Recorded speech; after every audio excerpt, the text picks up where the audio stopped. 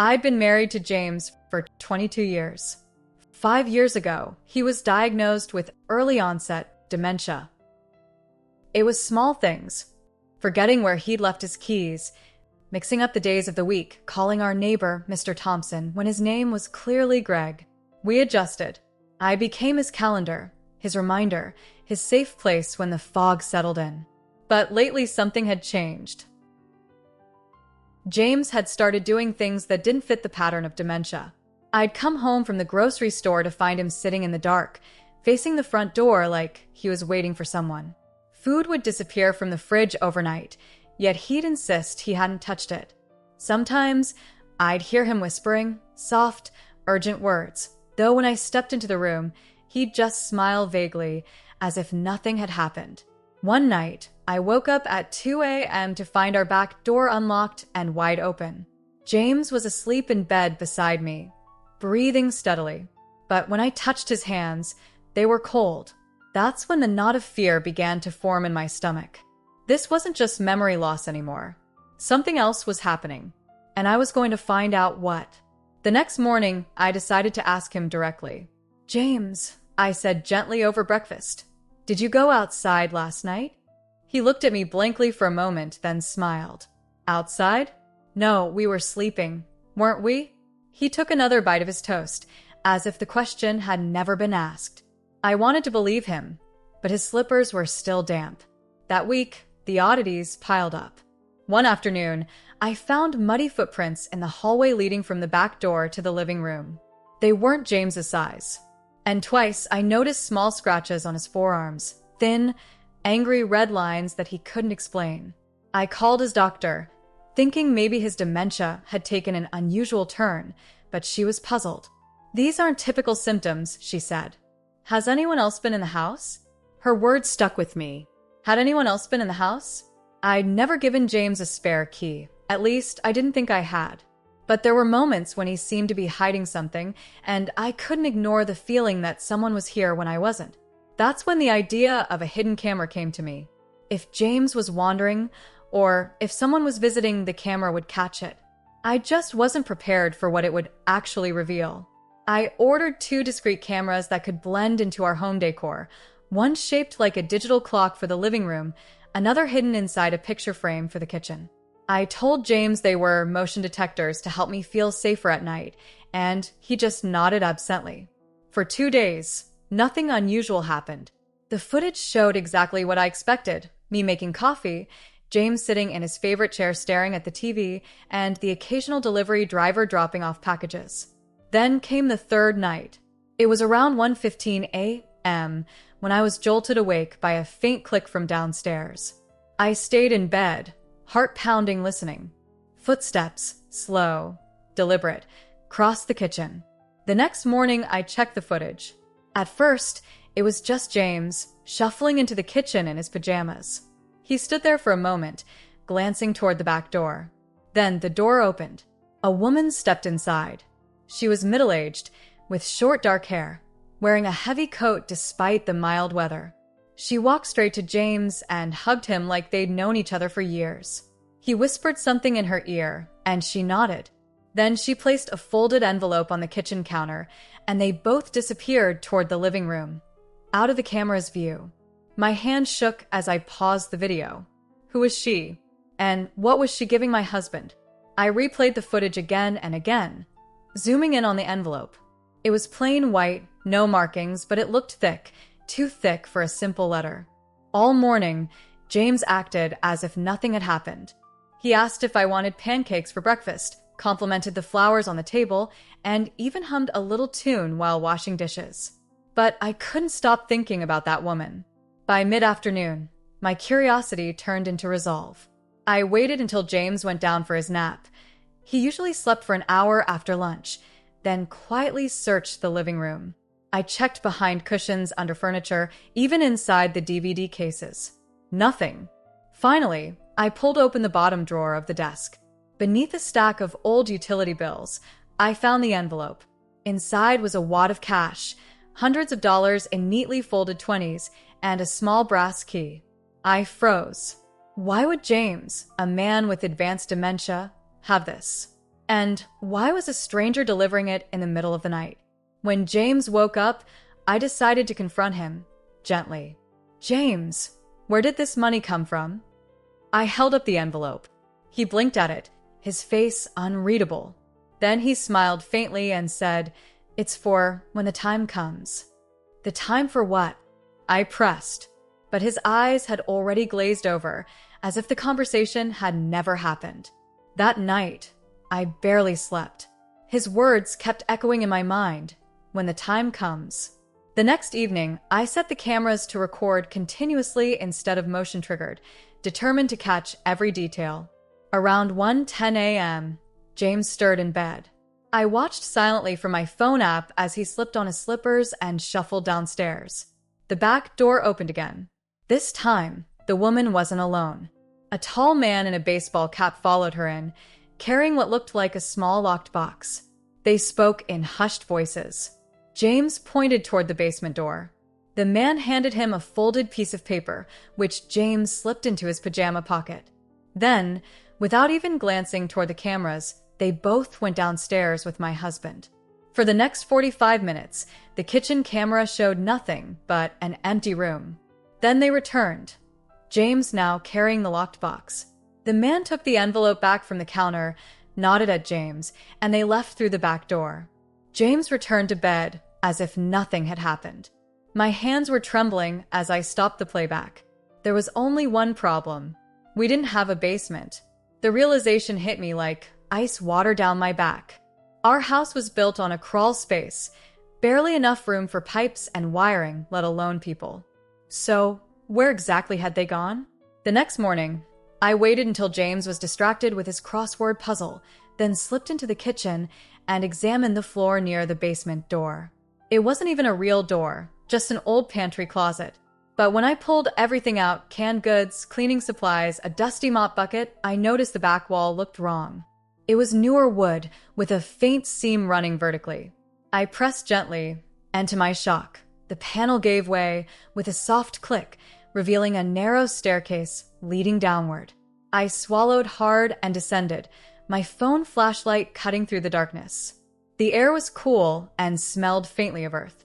At the bottom was a small, hidden room. Bare concrete walls, a single hanging bulb, and an old metal filing cabinet in the corner. Inside the cabinet were stacks of yellow documents, boxes of photographs, and, most startling, rows of leather-bound ledgers filled with handwritten entries. Every ledger had James's name on the inside cover. Some dated back decades, long before his dementia diagnosis. And what they detailed didn't look legal. I flipped through one of the ledgers, my hands trembling. Each page was a careful record of dates, names, and dollar amounts, sometimes in the tens of thousands. In the margins were notes like shipment arrived or payment cleared.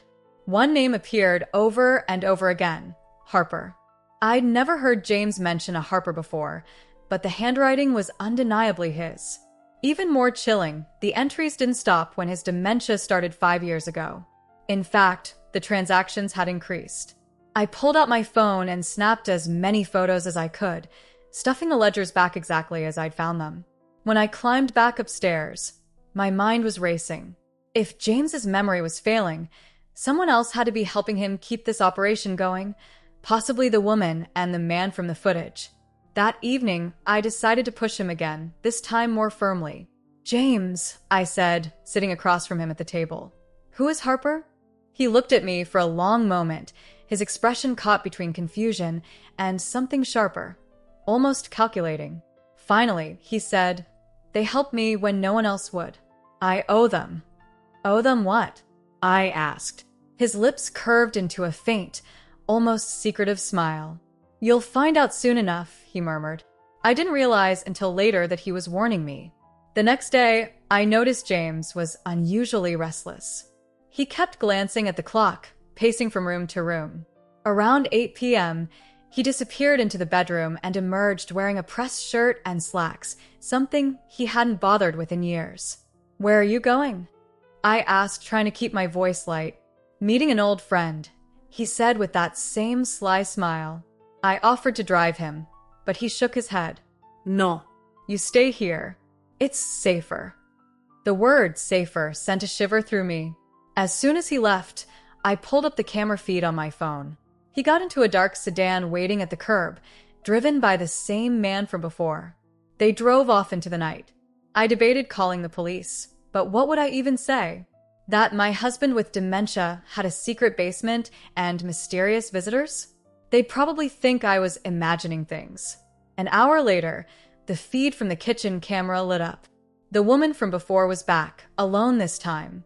She walked straight to the pantry, disappeared behind the false wall, and didn't emerge for nearly 20 minutes.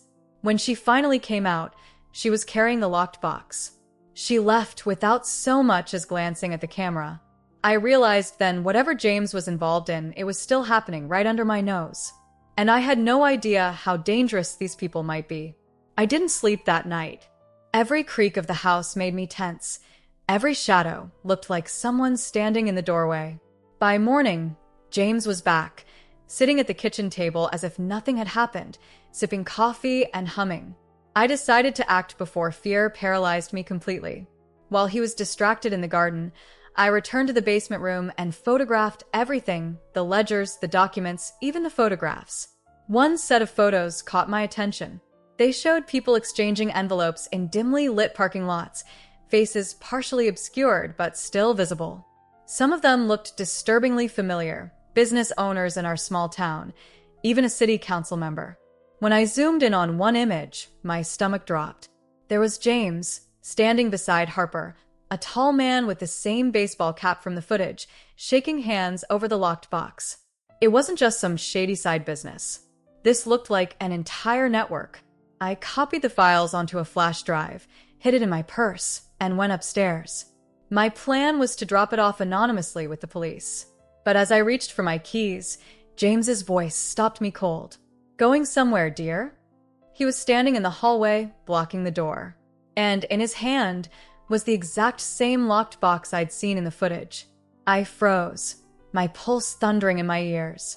"Where did you get that?" I asked, trying to keep my tone steady. James tilted his head, almost amused. "You've been very curious lately. Too curious." He set the box on the hall table between us, then slowly pushed it toward me. "Go ahead. Open it." My hands shook as I unlatched it. Inside wasn't money, at least not entirely. There were bundles of cash, yes, but also stacks of IDs, passports, and what looked like confidential medical files. What is this?" I whispered. "Protection," he said simply, "from people who would rather we didn't exist." Before I could process that, the front door opened and the woman from the footage stepped in, followed by Harper. James's voice hardened. "You have two choices. Either you trust me and stay quiet, or you walk away and never come back." The woman's eyes were cold, but Harper's gaze lingered on me, almost pitying. "I suggest you decide quickly," James added. "They don't like loose ends." At that moment, I realized my husband's dementia hadn't stolen his mind completely. He'd been hiding behind it, running something dangerous right under everyone's noses. And now I was in it whether I wanted to be or not. The silence in the hallway stretched like taffy, thick and suffocating. I looked from James to Harper to the woman, my mind racing through possibilities. Run? Fight? Scream? But something in Harper's expression made me pause. It wasn't menace exactly. It was something closer to regret. "Mrs. Chun," he said softly, using my name for the first time, "your husband never wanted you involved in this. He's been protecting you for 22 years. Protecting me?" I couldn't keep the bitterness from my voice. By lying? By running some criminal operation out of our home. James stepped forward, and for the first time in months, his eyes were completely clear, sharp, focused, present. The fog of dementia had lifted like a curtain being pulled back. "It's not what you think," he said. "Sit down. Please. You deserve to know the truth." Against every instinct screaming at me to run, I found myself sitting on the hallway bench. The woman locked the front door behind her, and Harper positioned himself near the window, watching the street. James sat across from me, the locked box between us. "Do you remember," he began, "when we first met? I told you I worked in data management for a pharmaceutical company." I nodded slowly. That had been his job for as long as I'd known him. Boring, corporate, safe. That was true, he continued. But what I didn't tell you was what kind of data I managed. Clinical trial results, drug efficacy reports, side effect documentation. He paused. And the data they wanted buried. My stomach turned. What do you mean, buried? 25 years ago, I discovered that the company I worked for was suppressing information about a diabetes medication. The drug caused severe heart problems in nearly 15% of patients, but they were pushing it through FDA approval anyway. Hundreds of people would die, maybe thousands, all so they could beat their competitors to market. The woman spoke up for the first time, her voice surprisingly gentle. James tried to be a whistleblower. He went through proper channels, reported it to his supervisors, to the FDA, even tried contacting journalists. And I whispered, though I already knew the answer wouldn't be good. And they came after me, James said flatly. Not with lawyers or lawsuits. They were smarter than that. They destroyed my career, froze my bank accounts, and made sure no one in the industry would hire me. When I kept pushing, they threatened you. The words hit me like a physical blow. Me? You were pregnant with Sarah at the time, he said, and I saw his hands trembling. They made it clear that accidents could happen. A car malfunction, a house fire, a medical complication during delivery. So I stopped. I signed their non-disclosure agreement, took their payout, and disappeared from their radar. But you didn't really stop, I said slowly, pieces clicking into place. He shook his head. I couldn't. I knew where all the bodies were buried, metaphorically speaking. And I knew I wasn't the only person they'd silenced. So I started finding others. People like me who'd tried to do the right thing and been crushed for it. Harper moved away from the window. That's where I came in. I was an FDA inspector who got fired for refusing to approve a contaminated vaccine. James found me working as a security guard, drowning in debt, contemplating ending it all. We built a network, the woman added. Scientists, doctors, researchers, regulators, all people who'd been burned by pharmaceutical companies, chemical manufacturers, medical device makers. People who had evidence of corporate crimes but no way to use it safely. James opened the locked box again, pulling out one of the passports. We helped them disappear. New identities, new lives, enough money to start over somewhere the corporations can't reach them. And in exchange, they give us their evidence. The ledgers, I breathed. A record of every whistleblower we've helped, every document we've secured, every crime we've documented. James's expression was grim. We have proof of fraudulent drug trials, falsified safety reports, bribed officials, and suppressed research that could have saved lives. Enough to bring down a dozen major corporations and put hundreds of executives in prison. Then why haven't you? The question burst out of me. If you have all this evidence, why are you still hiding? The three of them exchanged glances. Because we tried once, Harper said quietly. 8 years ago, we thought we had enough. We approached a federal prosecutor we thought we could trust. 3 days later, one of our network members was killed in a car accident. Another had a sudden heart attack. A third disappeared and was never found. The woman's voice was bitter. The prosecutor? Promoted to a judgeship 6 months later. I felt sick. So, you just what? Keep running this underground railroad forever. Until we can find someone in power who can't be bought or threatened, James said. Someone with enough authority and integrity to actually use what we have. We're close now. There's a new inspector general at the Department of Health and Human Services, someone with a reputation for being incorruptible. We've been building a relationship with her for 2 years. That's what the recent activity has been about, Harper explained. We're preparing to turn over everything, all the evidence, all the witnesses, all of it. But it has to be done carefully. If we move too fast or too carelessly, people die. I sat back, my head spinning. And the dementia? James's smile was sad. About 60% real, I'm afraid. The diagnosis is legitimate. But I've been exaggerating the symptoms, playing it up. If people think I'm losing my mind, they won't see me as a threat. They won't suspect what I'm really doing. It was getting harder for him to manage everything, the woman added. That's why Harper and I have been coming more frequently. We've been taking over more of the operational duties while James transitions out. And the scratches? The cold hands? The open door? Side effects of the medication I'm on, James said. Not the dementia drugs, the ones I take to stay sharp enough to do this work. They cause poor circulation and restlessness. I do wander sometimes, but usually just to the basement to check on things. I looked at my husband, this man I thought I knew, and tried to process everything. 22 years of marriage, and I'd never suspected. He'd been carrying this burden alone, protecting me from the truth, using his illness as a cover for one of the most dangerous things a person could do. Why tell me now? I asked. You could have kept me in the dark. Because you found the cameras, James said simply. And because you were smart enough to find the basement.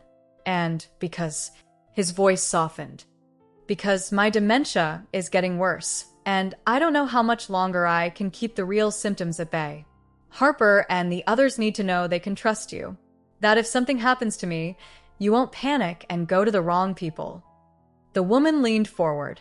We're not asking you to join us, Mrs. Chen. We're just asking you to understand. Can you do that? I looked at the locked box, at the evidence of my husband's secret life, at these strangers who'd become his true family in ways I never had. I need time, I said finally, to think, to process. Fair enough, Harper said. But we need to know, are you going to go to the police? I thought about the flash drive in my purse, the photos I'd taken, the evidence I'd gathered. I thought about my daughter Sarah, who had no idea her father was anything more than a declining man with a failing mind. No, I said. Not yet. But I need to know more. I need to see the evidence for myself. If what you're saying is true, if James really has been doing this to save lives, then I need to understand what I'm protecting. James reached across and took my hand. Thank you, he whispered. Over the next 2 weeks, I was inducted into James's secret world. Harper brought me to a safe house across town, a nondescript office above a Korean grocery store. Inside, 3 people were working at computers, organizing documents, and coordinating communications through encrypted channels. This is the information team, Harper explained. They process everything that comes in, verify its authenticity, and organize it for eventual handoff to authorities. A young woman with purple hair looked up. You're Mrs. Chen? James talks about you all the time. He does. I was surprised. He says you make the best lemon bars he's ever tasted, she said with a grin. And that marrying you was the smartest thing he ever did. I felt tears prick my eyes. Over the following days, I met more members of the network. Dr. Patricia Okonkwo, who'd been fired from the CDC for refusing to soften her findings on a toxic pesticide. Marcus Webb, a chemist who discovered his company was dumping carcinogenic waste into a river near an elementary school. Yuki Tanaka, a lab tech who'd found falsified data in a study that claimed a new painkiller was non-addictive. Each of them had tried to do the right thing. Each of them had been destroyed for it. And each of them had been saved by James and his network. We have 43 people in our system right now, the woman from my house, whose real name was Linda, explained. Living under new identities in different states, different countries even. They're safe, and we have their evidence secured. How do you fund all this? I asked. Harper smiled grimly. The corporations that tried to silence us. We've gotten very good at finding their hidden accounts, their offshore holdings, their slush funds. We take what we need and leave just enough behind that they don't notice immediately. It's poetic justice, really. I thought about the cash in the envelope, the locked box, the transactions in James's ledgers. It was Robin Hood work, illegal, dangerous, but undeniably moral. When will you go to this Inspector General? I asked. Linda's expression grew serious. Soon. Within the next month. We've been in contact with her through secure channels. She's agreed to meet with us, review preliminary evidence, and provide protection for our witnesses once we go public. It's the endgame, Harper added. Everything James has worked for over 2 decades. If it works, we'll expose some of the biggest corporate criminals in America. If it fails, he didn't need to finish. If it failed, everyone in this network would be in mortal danger. That night, lying next to James in our bed, I finally asked the question that had been haunting me. Do you regret it? All of this. He was quiet for a long moment. I regret that I couldn't be fully honest with you. I regret the burden it's placed on us, the secrets between us. But the work itself. He turned to look at me, and even in the darkness, I could see the clarity in his eyes. No. How could I regret saving lives, even if it cost us a normal life? We had a normal life for many years, he said softly. We raised Sarah. We celebrated anniversaries and birthdays. We were happy. But I always knew this day might come, the day when I couldn't hide it anymore. And I always hoped that when it did, you'd understand. I took his hand. I'm trying to. Everything changed 3 days later. I was in the kitchen making dinner when James's phone buzzed. He glanced at it, and I saw his face go pale. What's wrong? He didn't answer, just turned the phone to show me. It was a photo, a picture of Sarah, my daughter, sitting in a coffee shop near her college campus in Boston. She was studying, headphones in, completely unaware that someone had been watching her. Below the image was a single line of text, "Back off or she's next." My blood turned to ice. Who sent this? James was already dialing. Harper, we have a problem. Within an hour, our living room was full of people from the network, all talking urgently, planning, strategizing. I sat numbly on the couch, staring at that photo of Sarah, my baby girl who had no idea she'd just become a target. How did they find her? Marcus demanded. We've been so careful. They must have been watching James, Linda said grimly. Following him, tracking his movements. They probably don't know about the whole network yet, but they know he's involved in something. Who is they? I asked, my voice barely a whisper. Harper's expression was dark. Could be any of the companies we have evidence on. More likely, it's one of the fixers, the people corporations hire to make their problems disappear. They work for multiple clients, share information, coordinate responses. We need to pull Sarah out, I said, standing up. Bring her here. Put her somewhere safe. That might be exactly what they want, Dr. Okonkwo said. If she suddenly disappears, it confirms that we're spooked. It tells them they found our pressure point. I don't care what it tells them. I snapped. That's my daughter. James pulled me close. We'll protect her. I promise. But we need to be smart about this. Over the next hour, they developed a plan. Harper would travel to Boston immediately, posing as a family friend. He'd make contact with Sarah, explain enough of the situation to keep her safe, and set up protection without alarming her or making it obvious she was being guarded. Meanwhile, the rest of the network would accelerate their timeline. Instead of waiting another month to approach the Inspector General, they'd move now, this week. It's risky, Linda warned. We're not as prepared as we'd like to be. We don't have a choice anymore, James said. They've shown they're willing to target our families. If we don't move now, they'll keep escalating. I thought about objecting, about demanding that we just give up, hand over everything, make it all stop. But I looked around at these people, Patricia, Marcus, Yuki, Linda, Harper, and a dozen others, and I realized they'd all lost so much already. Careers, reputations, normal lives. Some of them had lost family members to the very corporate crimes they were fighting against. And I thought about the people they'd saved, the whistleblowers living safely under new identities, the evidence that could prevent future deaths. What do you need from me? I asked. James looked at me with something like pride. Can you get the flash drive? The one with all the photos you took? I nodded and retrieved it from my purse. Good, he said. That's going to be part of our insurance policy. We'll make copies, distribute them throughout the network. If something happens to any of us, the evidence goes public immediately. A dead man's switch, Marcus said approvingly. Over the next 3 days, the house was a hive of activity. People came and went at all hours, transferring files, organizing documents, coordinating communications. I played hostess, making coffee and sandwiches, trying to maintain some appearance of normalcy even as my world had turned completely upside down. Harper called from Boston. Sarah was safe, though confused and scared. He told her that her father was involved in sensitive business matters and that there'd been threats. She wanted to come home, but Harper had convinced her it was safer to stay at school with him watching over her. She's angry, Harper reported. Wants to know why you never told her. Tell her. I paused. Tell her we'll explain everything soon, and that we love her. On the fourth day, James got a call that changed everything. It's confirmed, he said after hanging up.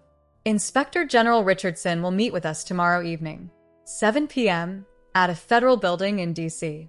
She's bringing 2 FBI agents she trusts, and she's promised protective custody for anyone who testifies. The room erupted in a mixture of excitement and fear. This is it, Linda breathed. After all these years. But Harper's expression was troubled. It feels too easy. Too fast. We don't have time for paranoia, Marcus argued. We have to take the shot while we have it. He's right to be cautious, Patricia said. Every time we've moved too quickly in the past, something's gone wrong. They debated for hours, weighing the risks, analyzing every angle. Finally, they decided to proceed, but with maximum security. They'd bring only essential personnel, James, Harper, Linda, and Marcus. The rest of the network would be on standby, ready to release everything if the meeting went sideways. I would stay home, monitoring communications and coordinating with Sarah. The next evening, I watched James put on his best suit, the one he'd worn to our daughter's college graduation. He moved carefully, methodically, and I could see the dementia medication wearing off, the real fog starting to creep back and around the edges. Are you sure you can do this? I asked. He smiled. I've been preparing for this meeting for 23 years. I'll be fine. We kissed goodbye at the door, and I watched him get into Harper's car. Linda and Marcus followed in a separate vehicle. They drove off into the evening traffic, heading toward D.C. I went back inside and logged into the encrypted communication system they'd taught me to use. Messages were coming in from network members around the country, all wishing them luck, all standing by for news. 7 p.m. came and went. 7:30. 8 o'clock. By 8:30, I was pacing the living room, checking my phone every 30 seconds. At 8:47, I got a text from an unknown number. It's Harper. Something's wrong. Don't respond. Delete this. My heart stopped. I stared at the message for a frozen moment, then quickly deleted it as instructed. 2 minutes later, my phone rang. It was a block number. Mrs. Chen. The voice was unfamiliar, male, professional. This is Special Agent Daniel Brooks with the FBI. I'm afraid there's been an incident. Everything else he said came through as if underwater. James had collapsed at the meeting. Possible stroke. He'd been taken to Walter Reed Medical Center. The others were with him. Is he alive? I managed to ask. He's in surgery now. That's all I can tell you at this moment. We're sending someone to pick you up and bring you to the hospital. I grabbed my purse and coat, my hands shaking so badly I could barely turn the doorknob. A black SUV pulled up 20 minutes later. A woman in a dark suit got out and showed me credentials. Mrs. Chen, I'm Agent Morrison. Please come with me. I climbed into the back seat, and we drove in silence. But as we got closer to D.C., I realized we weren't heading toward Walter Reed. We were going in the opposite direction. This isn't the way to the hospital, I said, trying to keep my voice steady. Agent Morrison glanced at me in the rearview mirror. Change of plans. He's been transferred to a more secure facility. Everything in my body was screaming danger, but what could I do? Jump out of a moving car on the highway? We pulled off the main road onto a service drive, then through a gate into what looked like an abandoned office park. Agent Morrison parked behind a nondescript building and turned off the engine. Get out, she said, and her voice had lost all pretense of courtesy. I stepped out slowly, looking for any chance to run. But 2 more people emerged from the building, a man and a woman, both dressed in business casual, both with the dead-eyed look of people who'd done terrible things for money. Mrs. Chen, the man said pleasantly, thank you for being so cooperative. This will go much smoother if you continue in that spirit. Where's my husband? In custody, along with his associates. They walked right into our trap. He smiled. Inspector General Richardson sends her regards, by the way. The promotion she's been promised for her cooperation is quite generous.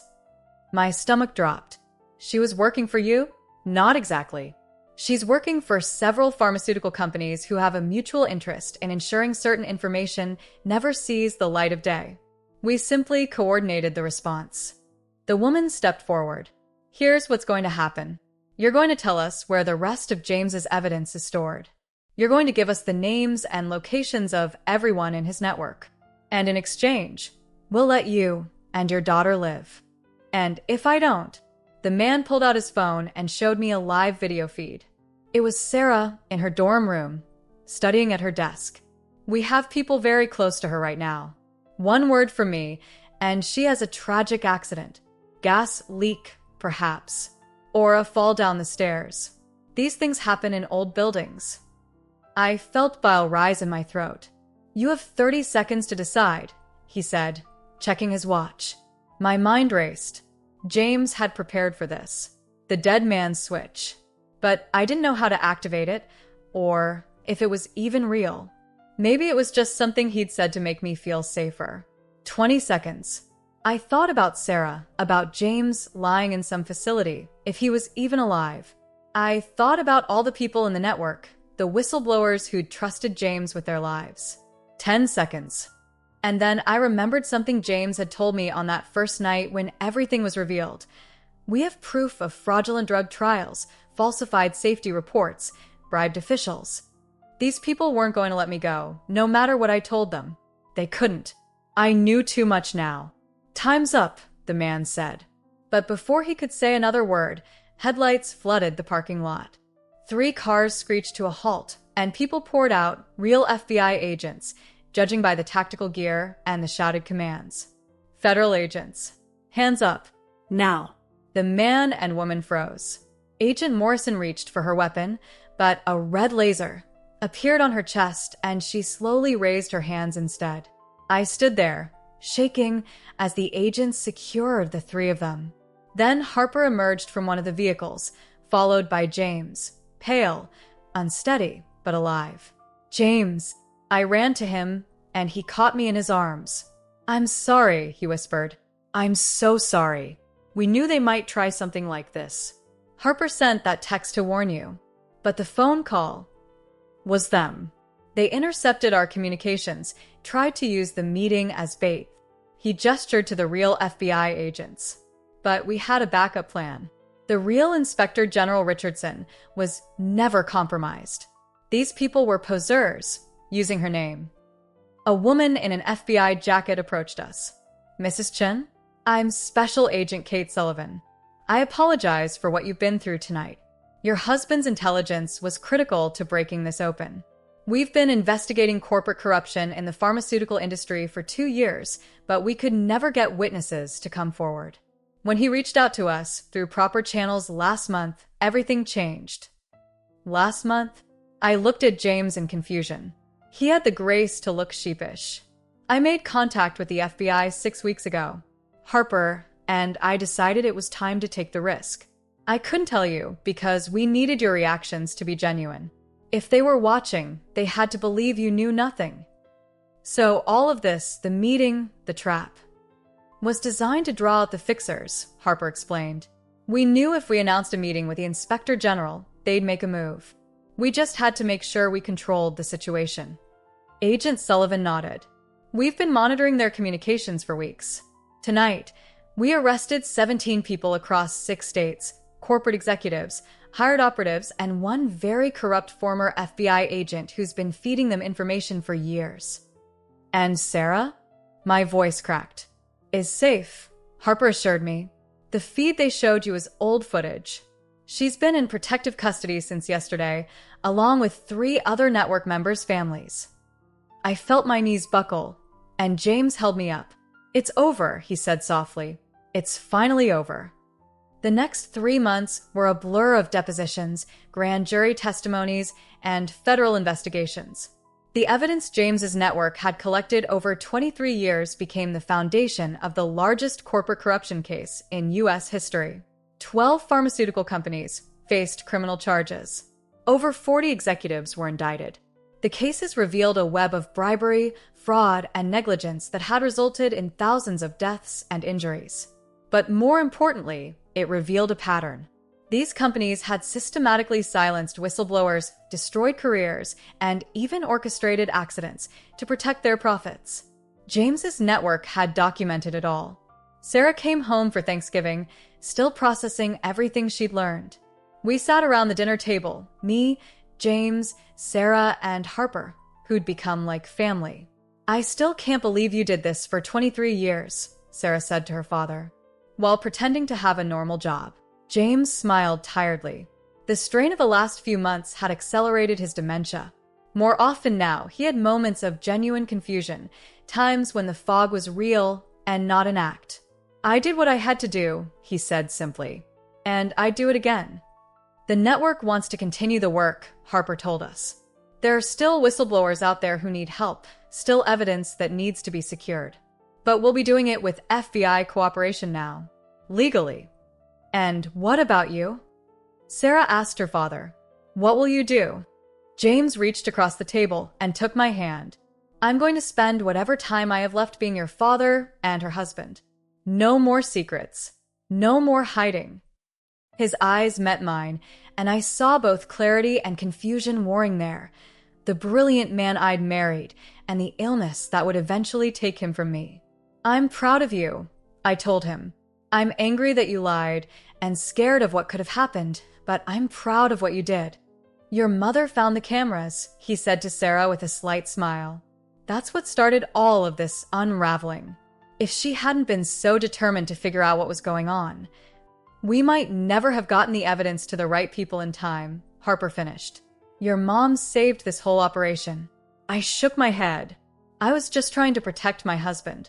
"And you did," James said softly, "in ways I never expected." That night, after everyone had gone and Sarah was asleep in her old room, James and I lay in bed together. "I need to tell you something," he said, "while I still can, while my mind is clear enough." I turned to face him in the darkness. "The dementia is getting worse. The doctors say I have maybe 2 years before I won't recognize you anymore. Maybe less." His voice cracked.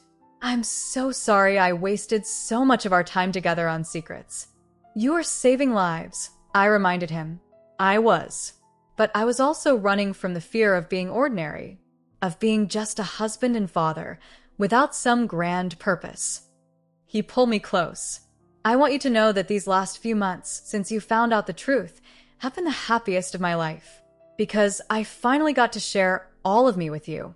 I kissed him, tasting salt from tears I didn't realize I was crying. "Promise me something," he whispered. "Anything. When I forget who you are, and I will, promise you'll keep reminding me. Tell me about the lemon bars, about Sarah's graduation, about the time we got lost in Prague on our anniversary. Keep telling me who I was." "I promise," I managed to say. "And promise me you'll live. Really live. Not just take care of me, but do things for yourself. Travel. Write that book you always talked about. Fall in love with life again." "James, promise me." "I promise." We held each other in the darkness, and for a little while longer, we were just a husband and wife, facing an uncertain future together. ## epilogue. 2 years later, I sat in the garden, the manuscript pages spread out on the table before me. The book was nearly done, a memoir of those strange months when my ordinary life had cracked open to reveal something extraordinary. Inside the house, I could hear the nurse helping James with lunch. He'd declined rapidly over the past year. Most days, he didn't know who I was.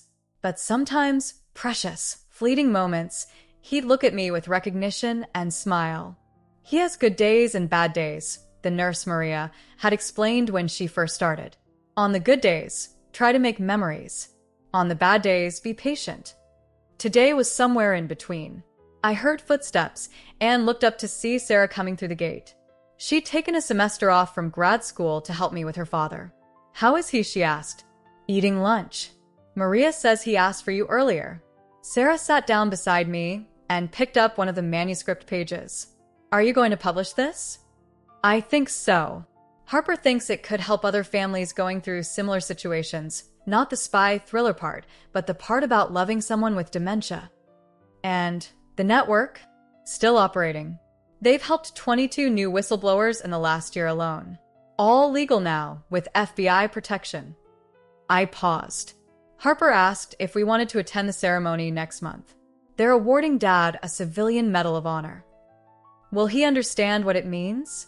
I thought about my husband, the brilliant man whose mind was slowly being stolen by disease, who'd spent decades risking everything to save people he'd never meet. Maybe not, I admitted. But I will, and you will, and all the people he saved will. Through the window, I could see James sitting at the kitchen table, Maria showing him pictures from a photo album.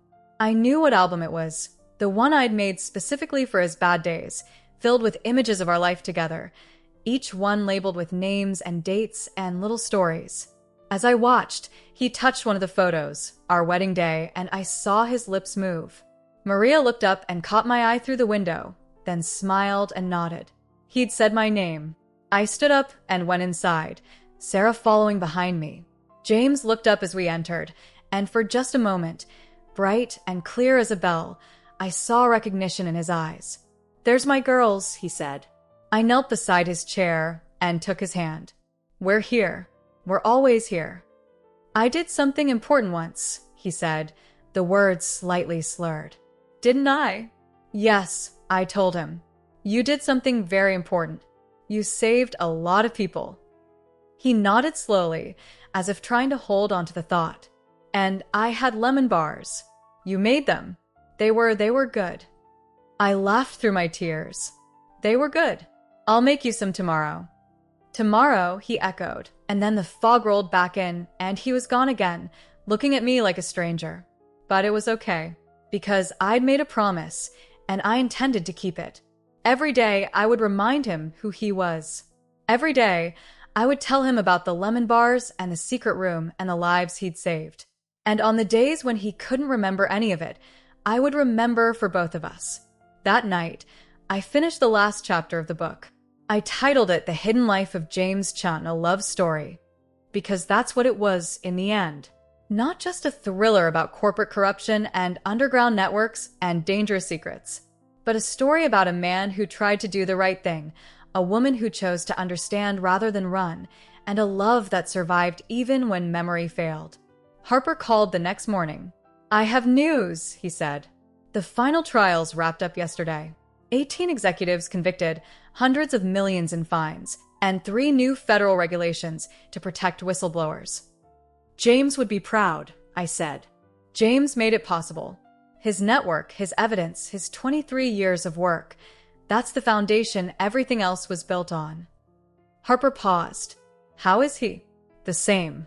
Better some days than others." Tell him we did it. We won." "I will," I promised. On one of his clear days, I'll tell him. But when those clear days came, fewer and farther between now, I found myself talking about other things instead. About Sarah's upcoming wedding, about the garden I was planting, about the small, ordinary moments that made up a life. Because James had spent 23 years being extraordinary. He'd earned the right to simply be loved for who he was, not what he'd accomplished.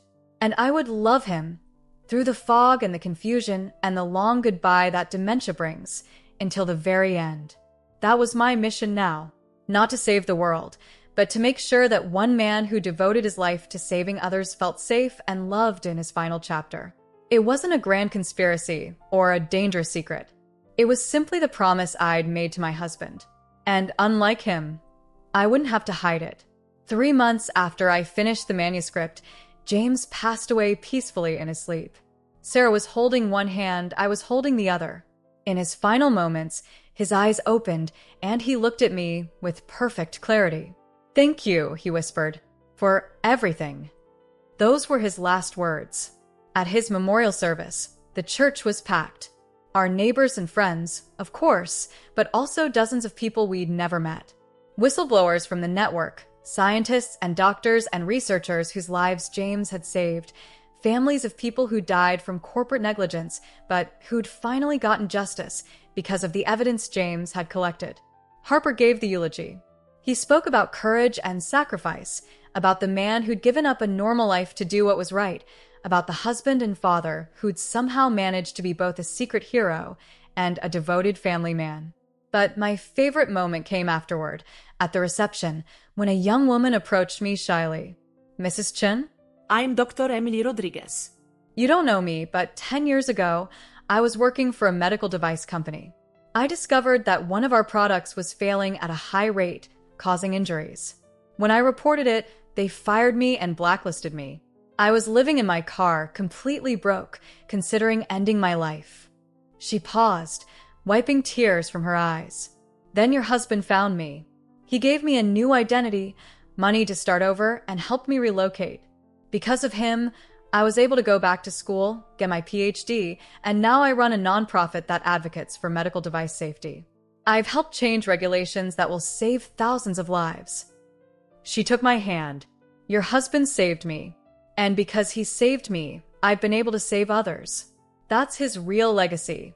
Not just the people he directly helped, but all the ripples spreading outward from his kindness." After the service, Sarah and I went home to the empty house. We sat in the kitchen where so much of the story had unfolded. The hidden camera in the picture frame was long gone. The secret basement had been sealed up. The locked box and ledgers were now evidence in federal archives. "What are you going to do now?" Sarah asked me. I thought about James's words. "Promise me you'll live. Really live."